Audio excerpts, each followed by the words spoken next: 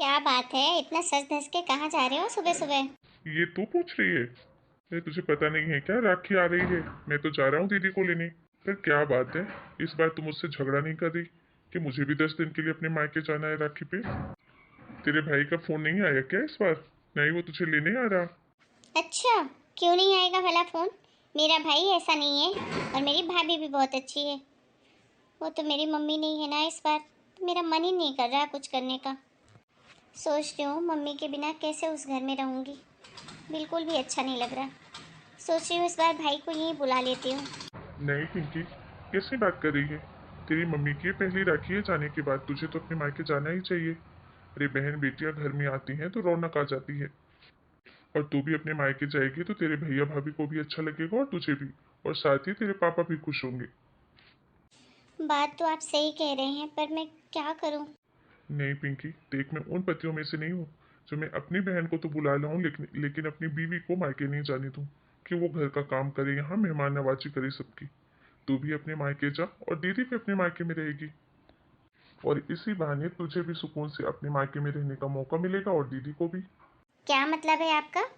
मैं रहती हूँ तो दीदी सुकून से नहीं रहती हैं? अरे नहीं यार, तू तो बुरा मान जाती है हर बात पे। मेरे कहने का वो मतलब नहीं था। मतलब ये था कि दीदी अपने हिसाब से देख लेगी क्या खाना पीना है। पहले भी तो दीदी इसी घर में रहती थी शादी के पहले।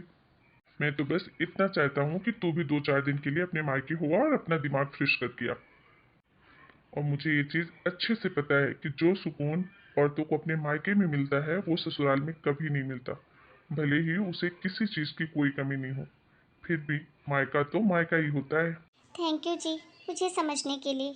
नहीं तो पतियों को तो ऐसा लगता है कि मेरी बीवी बस मेरे घर में ही खुश है, हर ऐशो आराम सिर्फ मेरे घर में ही है, मायके जाके तो दुखी ही रहेगी।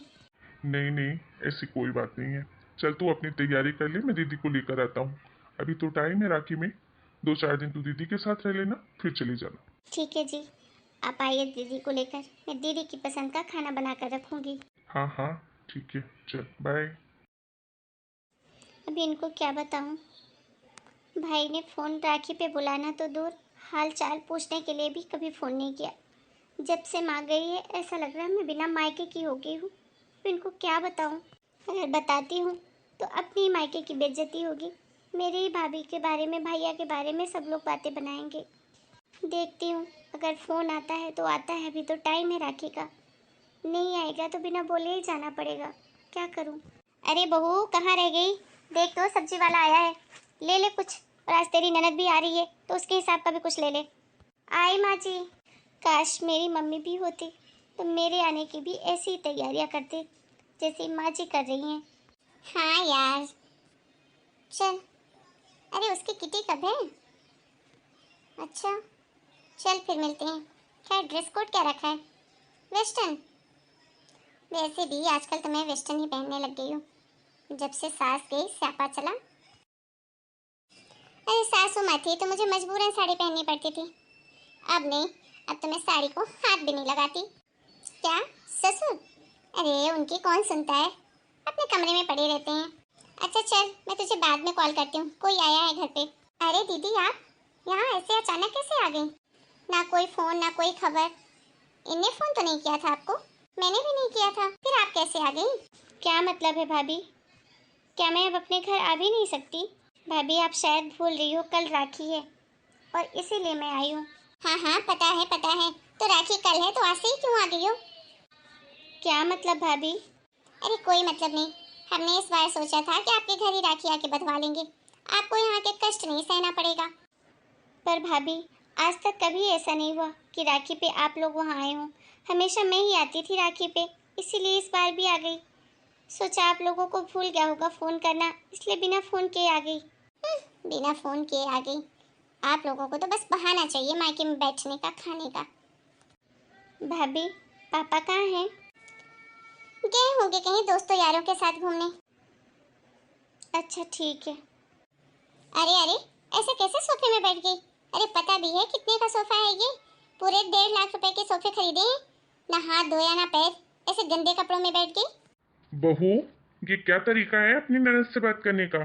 पापा, पापा कैसे हैं आप? मैं ठीक हूँ बेटा, तू कैसी है? मैं भी ठीक हूँ पापा। और तुझे सोफे पे इतरा रही है ना, ये मेरे पैसों का है। इसकी माँ के नाम की एफडी थी जिसे तुड़वा कर ये खरीदा है तेरे शौक के लिए। तू और तेरा पति कमा कर नहीं लाए हैं। और हाँ, मेरी बेटी की जरा इज्जत से खातिरदारी करना। ये मत समझना कि उसकी माँ नहीं है तो अब उसके आगे पीछे कोई भी नहीं है, जो चाहे तुम कर लोगे। एक तो ला शरम बेचकर खाए आई हो, पता नहीं कैसे कैसे कपड़े पहनती हो, ऊपर से घर आए मेहमान, घर आए मेरी बेटी के साथ ऐसे बिहेव करती हो। बस कीजिए पापा जी, अगर आप हमारे ऊपर पैसे खर्च कर रहे हैं तो मैं भी आपकी सेवा करती हूँ। फ्री में नहीं दे रहे हैं आप। आपकी बेटी ये लाडली नहीं आती आपकी सेवा करने। क्या सेवा करती है? कौन सी सेवा? अरे भगवान की दया से तो अभी मेरे हाथ पैर सलामत है। ढंग का खाना तक तो टाइम पे तू दे नहीं पाती और बताती है कि सेवा करती हूँ। पापा आप बस भी कीजिए, प्लीज लड़िए मत। ऐसा भी कुछ नहीं कहा है भाभी ने। मुझे पता है कि तू कुछ नहीं बताएगी, ये तेरे साथ भले ही कुछ कर ले, और इसी बात का तू ये फायदा उठाती है हमेशा। देख बहू, कान खोल कर सुन ले, जब तक मैं जिंदा हूँ ये घर जितना तेरा है उतना मेरी बेटी का भी है। इसकी जब मर्जी आएगी, जब मर्जी जाएगी, जब मर्जी जितने दिन रुकेगी। तुझे पसंद नहीं है तो तू इस घर को छोड़ के जा सकती है। नहीं नहीं पापा, आप ये क्या कह रहे हो? अरे भाभी ये तो है जो आपकी सेवा करेगी, आपके साथ रहेगी। मेरा क्या है? मैं तो 4 दिन के लिए आई हूँ, वापस ससुराल चली जाऊंगी। प्लीज़ भाभी के साथ आप रिश्ते मत खराब कीजिए अपने। वैसे भी पापा मुझे कहाँ टाइम मिलता है यहाँ आने का। वो तो राखी थी इसलिए मैं आ गई। अगली बार से मैं भैया को बोल दूंगी, वो वहीं आकर मुझसे राखी बंधवा लेंगे। क्यों वहीं आके बंधवा लेंगे? अरे तेरा बाप अभी जिंदा है, मरा नहीं है। तो क्या तू अपने बाप से भी मिलने नहीं आएगी इसकी वजह से? तुझे इससे दब के रहने की कोई जरूरत नहीं है बेटा, तू मेरी बेटी है। अगर इन लोगों के ज्यादा तेवर बढ़े ना तो आधी आधी प्रॉपर्टी कर दूंगा, आधी तेरी और आधी इसकी, तब अकल आएगी ठिकाने। अरे पापा जी, आप भी क्या बोल रहे हैं? मैं तो मजाक कर रही थी। चलिए दीदी बैठिए, आप फ्रेश हो जाइए, मैं आपके लिए चाय नाश्ता बनाती हूँ। उसके बाद आपकी पसंद का खाना बनाऊंगी, जैसे मम्मी जी बनाया करती थी आपके आने पर। अरे पापा जी, ऐसे भी कोई गुस्सा होता है क्या? वो भी इतना गुस्सा कि प्रॉपर्टी की बांटने की बात करने लग गए। आप लोग बैठिए, बातें कीजिए, मैं गर्मा गर्म पकौड़े बनाकर ला रही हूँ आप लोगों के लिए। देखा, लालची कहीं की, जैसे ही प्रॉपर्टी की बात की ना लाइन पे आ गई। एक नंबर की लालची है तेरी भाभी। पर फिर भी पापा, जैसी भी है तो आपकी बहू ना। आपको तो उसी के साथ जिंदगी गुजारनी है। प्लीज भाभी के साथ ऐसे झगड़े मत किया कीजिए। अरे बस तू टेंशन मत ले, ये सब होता रहता है, छोटी मोटी बातें हैं।